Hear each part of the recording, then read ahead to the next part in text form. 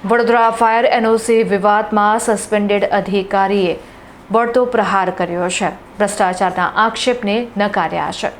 તાજેતરમાં સસ્પેન્ડ કરાયેલા ફાયર અધિકારીએ મ્યુનિસિપલ કમિશનરની કચેરી ખાતે મીડિયા સમક્ષ હાજર થઈને પોતાના ઉપર લાગેલા તમામ આક્ષેપોને સખત શબ્દોમાં નકારી કાઢ્યા છે.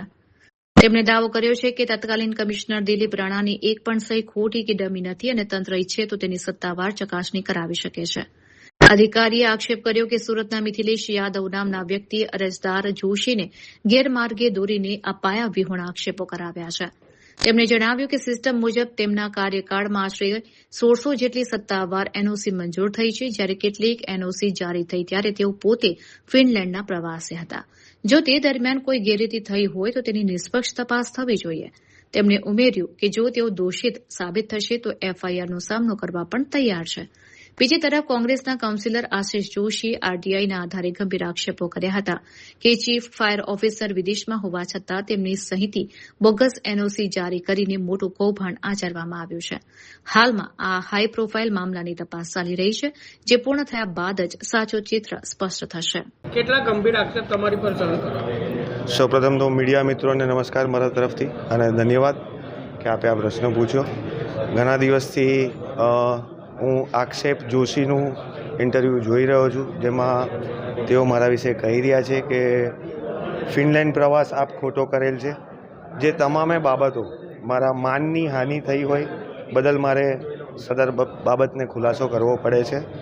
જે મેં કહી રહ્યા છે કે પાર્થ બ્રહ્મભટ્ટ ફિનલેન્ડ ખાતે ગયેલ હતા, જેમાં માનનીય કમિશનર શ્રી દિલીપ રાણા સાહેબના હસ્તાક્ષર ખોટા છે. તે વાત સદંતર ખોટી છે. આપ સદર બાબતને માનનીય મ્યુનિસિપલ કમિશનર શ્રી દિલીપ રાણા સાહેબ પાસે કન્ફર્મ કરી શકો છો. તદુપરાંત તેઓ એવું કહી રહ્યા છે કે ટેન્ડરની મુદ્દા નંબર 4ની શરત પ્રમાણે તે સમય દરમિયાન કેમ ના ગયા. તો આપ સૌ મીડિયા મિત્રોને જણાવું કે ફેબ્રુઆરી 2024માં યુક્રેન અને રશિયા વચ્ચે યુદ્ધ થઈ ગયેલ હતું, જેથી કરીને ટ્રાવેલિંગ એડવાઇઝરી ઓફ ઇન્ડિયા તેમજ ફોરેનમાં પણ કોઈ અન્ય ટ્રાવેલર્સને અલાઉડ નહોતા કરતા. તે બદલ વ્હીકલ વડોદરા શહેર આવી ગયું. એના બાદ એના ટ્રેનિંગ અર્થે અમારે જવાનું થયું. એ ટ્રેનિંગની પણ સ્પષ્ટતા કરું કે ટ્રેનિંગની અંદર ટ્રબલ શૂટિંગ્સ પ્રોબ્લેમ્સની ટ્રેનિંગ હોય, જેની અંદર હાઈ સેન્સર્સ લાગેલા હોય. વડોદરા શહેર માટે આ વ્હીકલ એક આધુનિક એસેટ છે, જે અમારા લોંગ વિઝન, જે વડોદરા ફાયર બ્રિગેડ તેમજ વડોદરાની જનતાને સુરક્ષા માટે પ્રોક્યોર કરવા માટે માનનીય મ્યુનિસિપલ કમિશનર શ્રી દિલીપ રાણા સાહેબે પણ તે સમયે ઘણી મદદ કરી અને એ વ્હીકલ વડોદરા શહેરની ખાસ કરીને સુરક્ષા માટે લાવેલ છે. એ આધુનિક વ્હીકલ છે અને એક જ વ્હીકલ છે કે જે ઇન્ડિયાની બહાર બને છે, ફિનલેન્ડ બને છે, ટોરોન્ટો ખાતે બને છે. જેમાં મારી સ્પષ્ટતા આપને એ છે કે મારી કોઈ સહી કરાવેલી કમિશનરશ્રીની ખોટી નથી. રહી વાત ટ્રેનિંગ બહુ ડીપ લેવલની છે. એ વ્હીકલની પાછળ આવેલું બ્રેન, જેના અંદર તેના સેન્સર્સ, તેનું મોનિટરિંગ, તેના એઆઈ ઓપરેશન્સ વગેરેની અન્ય વિગતોની પ્રાથમિક વારમાં તાલીમ થાય છે. અને બીજો વાત એમને મારા વિશે એમ જણાવેલ હતું કે મારા ક્વોલિફિકેશન્સ નથી, પણ વડોદરા શહેર માટે મારા સંપૂર્ણ ચીફ ફાયર ઓફિસર માટે મારા સંપૂર્ણ ક્વોલિફિકેશન પરફેક્ટ છે. અને શાયદ મેરિટમાં મારાથી હાયર વડોદરા સિટીમાં હાલમાં કોઈ હોય પણ નહીં. એટલે મારા એજ્યુકેશન પર્પઝની પણ મેં આપને વાત કરી. તદુપરાંત મારી કામગીરીની વાત કરું તો વડોદરા શહેરમાં આપ સૌ મીડિયા એસોસિએશન્સ ઉપરાંત આપ સૌ મીડિયા સાથીઓ ઉપરાંત restaurant association, developer association, doctor association તેમજ builders association, hotel industries, residential સોસાયટીઝમાં ઘણી બધી જગ્યાએ મારી સર્વિસીસ સેવાઓ ઉપરાંત વડોદરા શહેરમાં મેં કુલ કરીબન 1600 જેવી એપ્રોક્સ એનઓસી સર્ટિફાઈડ કરેલ છે. એમાં આક્ષેપ જોશીએ મને એમ પણ જણાવેલ છે કે એનઓસી 23 કંઈક મારા દ્વારા ખોટી આપવામાં આવી છે. 23 એનઓસીમાં મારો કોઈ ખ્યાલ નથી. હાલમાં એનો જવાબ આપને અમારી વડોદરા ફાયર બ્રિગેડની ઓફિસ જ આપી શકે છે. સંપૂર્ણ દસ્તાવેજી પુરાવા ત્યાં જ હોય. અને હું પોતે એમને એવું કહીશ કે જો મારામાં કોઈ ભૂલ લાગતી હોય તો હું જ આ કેસ માટે પોતે એમની સાથે ચાલું પોલીસ સ્ટેશન, જેની માટે એફઆઈઆર કરાવીએ આપણે.